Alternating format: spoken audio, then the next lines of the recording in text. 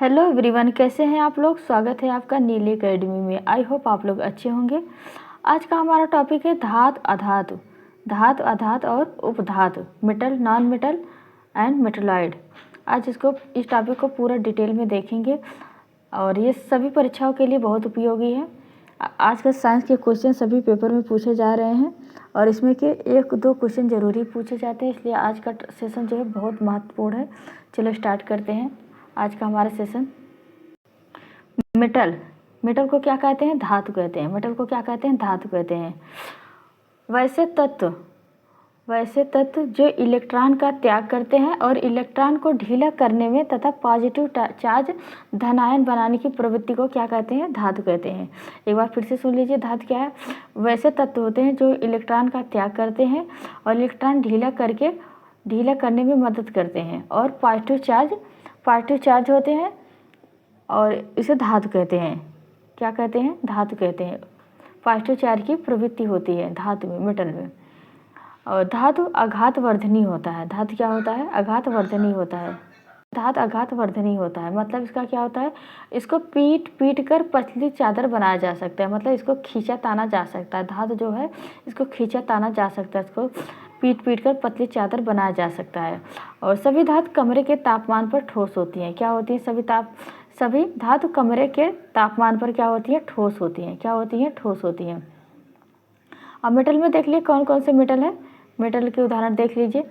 Sodium, potassium, calcium, copper, iron,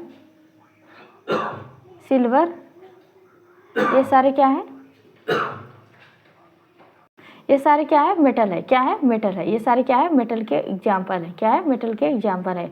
सभी धातु क्षार प्रवृत्ति की होती है। क्या? बेसिक नेचर की होती है। सभी धातु कैसी होती हैं? बेसिक नेचर की होती हैं।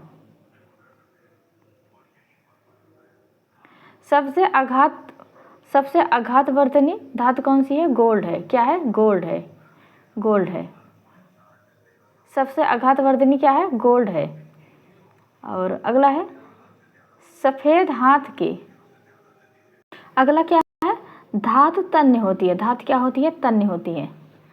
धातु तन्य होती है जो खींचकर लंबी तार बनाया जा सकता है। धातु को खींचकर लंबी तार बनाया जा सकता है। ये तन्य होती है, ये तनती है, खींचती हैं बहुत। सबसे तन्य धातु कौन सा है? सोना है। सबसे तन्य धातु कौन सा है? सोना। 1 ग्राम सोना से 2 किलोमीटर तार खींचा जा सकता है। 1 ग्राम सोना से 2 किलोमीटर का तार खींचा जा सकता है, इसलिए सोना सबसे तन्य धातु है। और अगला है धातु विद्युत की ऊष्मा सुचालक होती है। धातु की विद्युत की ऊष्मा सुचालक होती है। विद्युत की सबसे उच्च सुचालक कौन सी है? चांदी है। क्या है? चांदी है। सिल्वर है। क्या है? सिल्वर। विद्युत की सबसे उच्च सुचालक धातु कौन सी है? सिल्वर है। चांदी है। कौन सी? सिल्वर है। और विद्युत की सबसे कम सुचालक धातु कौन सी है? लेड है। क्या है? सीसा। लेड को क्या कहते हैं? सीसा है। मरकरी क्या कहते हैं? मरकरी है। विद्युत की सबसे कम सुचालक क्या है? सीसा है, लेड है। और सबसे उच्च सुचालक कौन सी है? चांदी है। क्या है? चांदी है विद्युत की सुचालक। और अगला है सबसे चमकीले धातु कौन सी है? प्लेटिनम है। सबसे चमकीला धातु कौन सा है? प्लेटिनम है।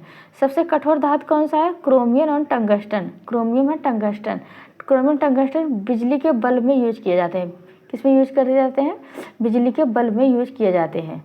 और अपवाद के रूप में सोडियम और पोटेशियम एक गैस के रूप में पाए जाते हैं। सोडियम और पोटेशियम एक तरल के रूप में पाए जाते हैं। और जबकि सारे धातु कैसे होते हैं? सारे धातु ठोस होते हैं। सारे धातु कैसे होते हैं? ठोस होते हैं। लेकिन अपवाद में सोडियम, पोटेशियम लिक्विड में पाए जाते हैं। और अपवाद में पारा एक विषैला धातु है जो कमरे के तापमान द्रव अवस्था में पाया जाता है। पारा क्या है? एक विषैली धातु होती है।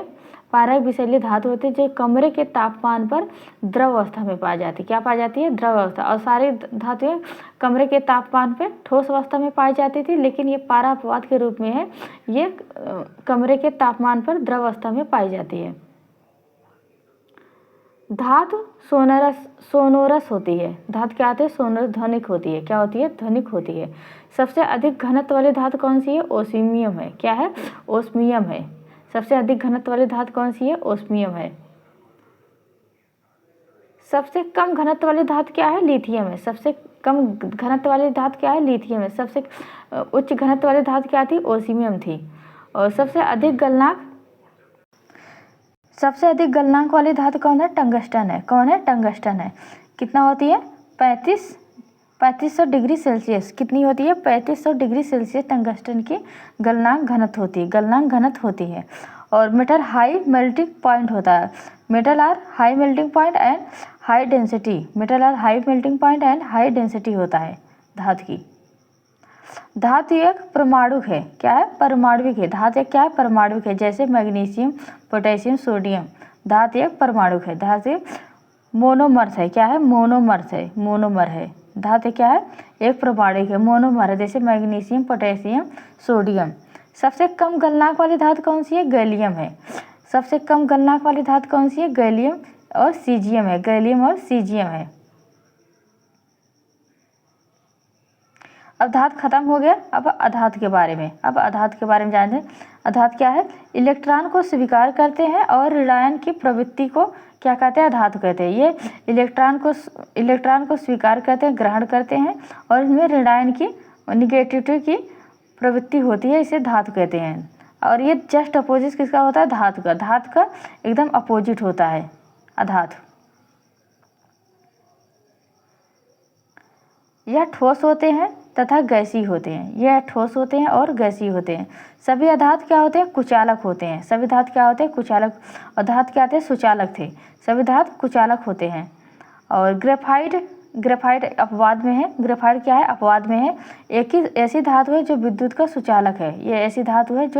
सुचालक है। क्या? ग्रेफाइट। ब्रोमीन एकमात्र ऐसी अधातु है जो कमरे के तापमान द्रव अवस्था में पाई जाती है। पर कैसे पाई जाती है? द्रव अवस्था में पाई जाती है। और धातु क्या है? अधातु ध्वनिक नहीं होते हैं। धातु सोनोरस नहीं होते हैं, ध्वनिक नहीं होते हैं, जो कि धातु सोनोरस होते हैं।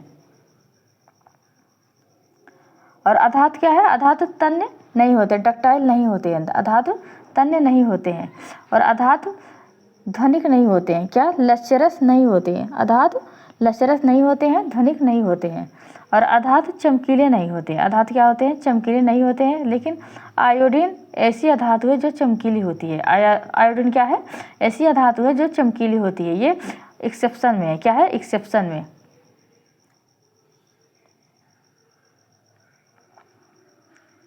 और अगला है नॉन मेटल अधातु क्या होती है? आघातवर्धनी नहीं होती है। नॉन मेटल आघातवर्धनी नहीं होती है। अधातु में कौन कौन से उदाहरण है? अधातु के उदाहरण hydrogen, carbon, nitrogen, oxygen, chlorine, potassium, sulphur, helium, argon, bromine. ये सब क्या है? नॉन मेटल है। क्या है? Non metal. ये सारे क्या है? नॉन मेटल अधातु है। क्या है? अधातु के उदाहरण है। क्या है? अधातु के उदाहरण है। ये सब अधातु के उदाहरण है।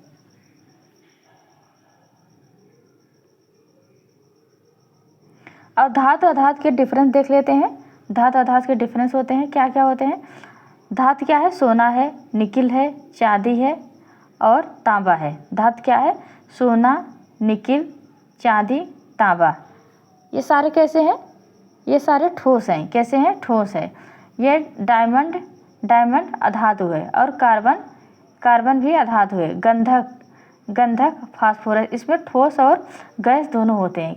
इसमें कैसे होते हैं? ठोस और गैस दोनों होते हैं। किसमें? अधातु में। लेकिन धातु में सिर्फ ठोस होते हैं। धातु में किस? ठोस होते हैं। अब इसको शॉर्ट में देख लेते हैं दोनों का डिफरेंस। धातु अधातु के अंतर, धातु अधातु में अंतर शॉर्ट में देख लेते थे। हमने देखा ऊपर, लेकिन अब शॉर्ट में थोड़ा देख लेते हैं।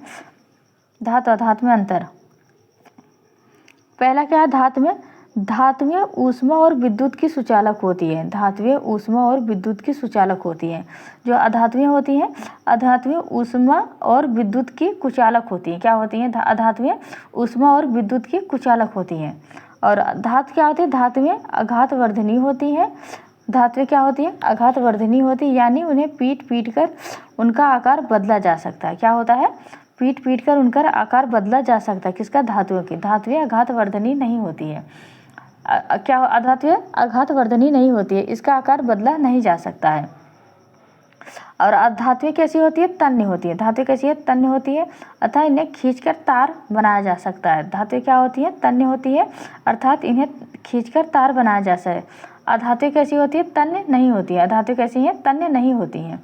धातुएं ध्वनिक होती हैं।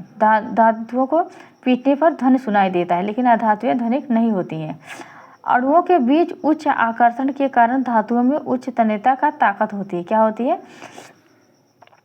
अणुओं के बीच उच्च आकर्षण, अणुओं के बीच क्या, उच्च आकर्षण के कारण धातुओं में क्या होती है, धातुओं में उच्च तन्यता का ताकत होता है। और अणुओं के बीच, इसमें अधातु में अणुओं के बीच कम आकर्षण, अणुओं के बीच कम आकर्षण होता है और अधातुओं में कम तन्यता की ताकत होती है। अधातुओं में क्या होती है, कम तन्यता की ताकत होती है। और धातुओं का घनत्व कितना होता है, अधिक होता है। धातुओं का घनत्व कैसा होता है, अधिक होता है। और अधातुओं का घनत्व कैसा होता है, कम होता है। अधातुओं का घनत्व कैसा होता है, कम होता है। धातुओं में कैसा होता है, उच्च गलनांक होता है। क्या होता है, उच्च गलनांक होता है और क्वथनांक होता है। अधातुओं में क्या होता है, उच्च गलनांक और क्वथनांक होता है। अधातुओं में कैसा होता है, गलनांक और क्वथनांक कम होते हैं। क्या होते हैं, मेल्टिंग पॉइंट और डेंसिटी कम होती है। और धातु में क्या होता है, ऑक्सीजन के साथ मिलकर क्षारक ऑक्साइड बनाती है। ऑक्सीजन के साथ मिलकर क्या करती है, क्षारक ऑक्साइड बनाती है। धातुएं कैसी होती है, क्षार प्रकृति की होती है। धातुएं कैसी होती है, क्षार प्रकृति की होती है। जो अधातुएं होती हैं, धातुएं ऑक्सीजन के साथ मिलकर क्या करती है, अम्लीय बनाती है। क्या बनाती है, अम्लीय बनाती है। अधातुएं कैसी होती है, एसिडिक नेचर की होती है। कैसी होती है, एसिडिक नेचर की होती है। ये बेसिक नेचर की होती है। कैसी होती है, बेसिक नेचर की होती है। और इसका उदाहरण क्या है, इसका उदाहरण है, धातु का उदाहरण है लोहा और अधातु का उदाहरण है डायमंड। धातु का उदाहरण क्या है, लोहा, और इसका है अधातु का डायमंड। आई होप आप लोग को समझ में आ गया होगा।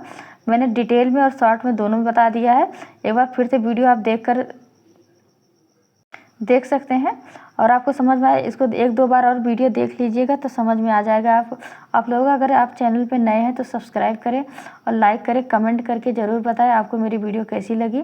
मैं हर रोज़ बेहतर बनाने की कोशिश कर रही हूँ। अब अगले टॉपिक में कंटिन्यू करेंगे। धन्यवाद।